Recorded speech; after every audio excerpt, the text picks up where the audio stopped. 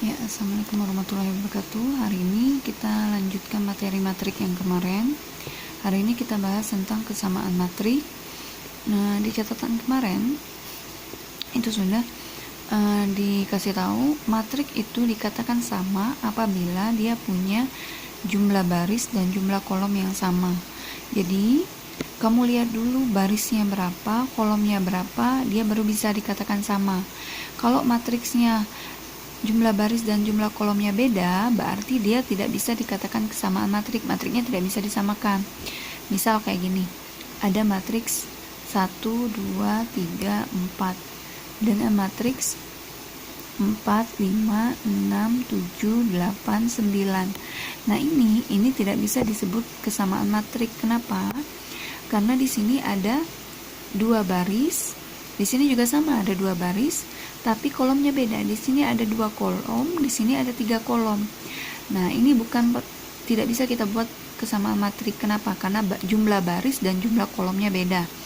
Ingat ya. Jadi kesamaan matriks itu bisa terjadi kalau jumlah baris dan jumlah kolomnya sama. Kalau tidak sama berarti tidak bisa.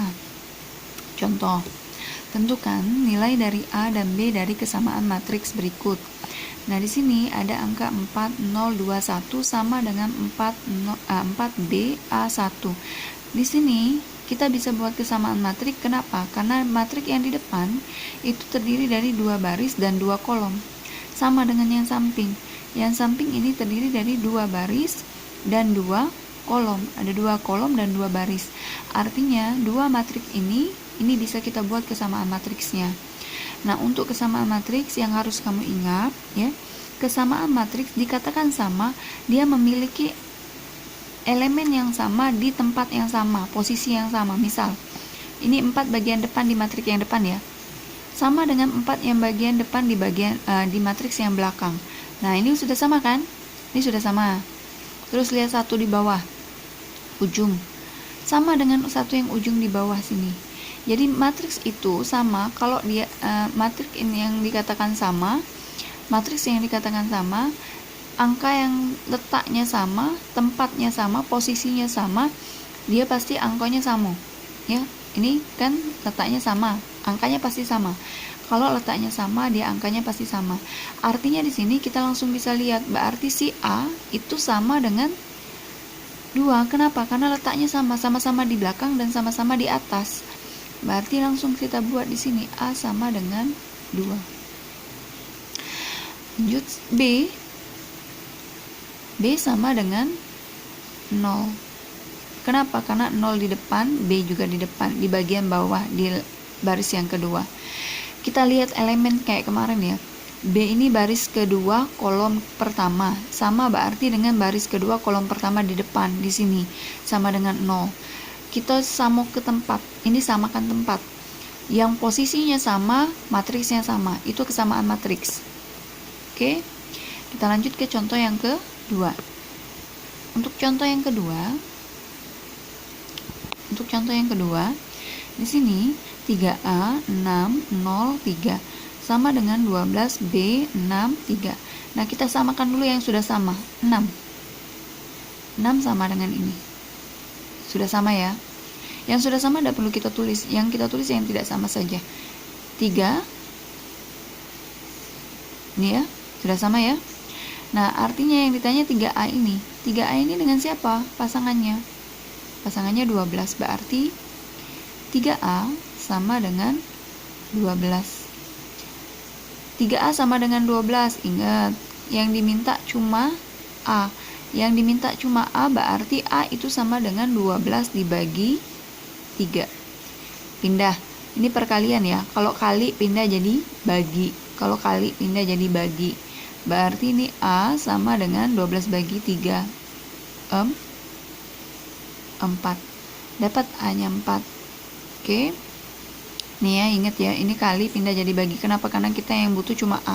Karena yang ditanya si A. Oke. Lanjut si B. B sama dengan yang ini, karena sama-sama di depan kan. Berarti B langsung dapat sama dengan 0. Yang ini tadi kenapa kita bagi? Karena di sini ada angka si A-nya. Karena dia minta cuma A bae. Kalau dia cuma minta A saja, berarti ketiganya pindah. Ya, kali jadi bagi. Oke, sampai sini ada yang ditanyakan?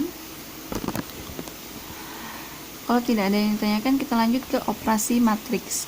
Operasi matriks sama kayak operasi hitung biasa. Ya, di sini yang harus kamu ingat, kamu harus bisa membagi, bisa menjumlah. Kalau kamu tidak bisa menjumlah dan mengurang, kalau SD kamu belum lulus di sini, kamu tidak bisa menjawab soal. Kenapa? Karena soal operasi matriks ini soal yang mudah. Tapi kalau kamu tidak lulus SD, kalau SD kamu tidak selesai, penjumlahan dan pengurangan tidak bisa, di sini tetap tidak bisa dipakai. Operasi hitung matriks, kalau biasanya kita kan operasi hitung itu ada kali, bagi, tambah, kurang ya. Nah, sekarang kita pakai yang penjumlahan sama pengurangan dulu. Penjumlahan dan pengurangan matriks. Untuk penjumlahan dan pengurangan matriks dulu. Ini yang paling mudah. Kalau kita mau menambah dan mengurang matriks, yang kita tambah atau kurang itu yang posisinya sama. A yang di depan sama dengan P. Posisinya sama kan? Sama-sama di depan, sama-sama di atas. Kita tambah positif negatif maksudnya tambah atau kurang, tergantung sama soal nanti. Kalau soalnya minta ditambah dia tambah, kalau soalnya minta dikurang dia dikurang ya. Jadi A tambah P. C ini sepasangan dengan R karena sama-sama di belakang, berarti C tambah atau kurang dari R. Lagi-lagi ini tergantung soal ya. B positif negatif Q, berarti B dengan Q karena dia sama-sama di bawah dan sama-sama di depan pasangannya. D dengan S, D positif negatif S karena sama-sama di belakang. Ingat ya, menjumlahkan dan mengurangkan matriks dia harus dengan letak yang sama, angka yang sama dan posisi yang sama. Salah kalau kamu buat A dengan R. Kenapa? Karena beda tempatnya. A itu di depan, R di belakang, beda posisinya. Ingat posisi yang kemarin ya. Oke, kita masuk ke contoh. Sederhanakanlah 3, 2, 4, min 1 tambah min 3, min 4, min 1, min 2. Nah, kita tambahkan yang posisinya sama. 3 tambah min 3. Tambah ini soal, dari soal, min 3 ini punya 3. Ya, jadi kita pasangkan 3 dengan min 3. 4 tambah soalnya min 1. Oke. 2 tambah min 4. Dengan yang bawah ya. Min 1 tambah min 2. Oke, tutup. Ingat kurung siku. Nih sama dengan 3 tambah min 3. Ingat, ini pelajaran SD. Kalau ada negatif berarti dia menghutang. Menghutang 3, bayar 3. Hutang 3 bayar 3 habis, tinggal 0. Kalau habis 0. 2 tambah min 4, hutang 4, bayar 2. Masih ada hutang? Kalau masih ada hutang berarti masih ada min 2. Min 1 tambah 4. Hutang 1, 4 tambah min 1 ya. Hutang 1 bayar 4, berarti 3. Habis hutangnya, kembalian berarti dia positif. Kalau hutangnya habis dia positif, kalau hutangnya masih dia masih negatif. Min 1 tambah min 2. Hutang 1, hutang lagi 2. Berarti nambah hutangnya min 3.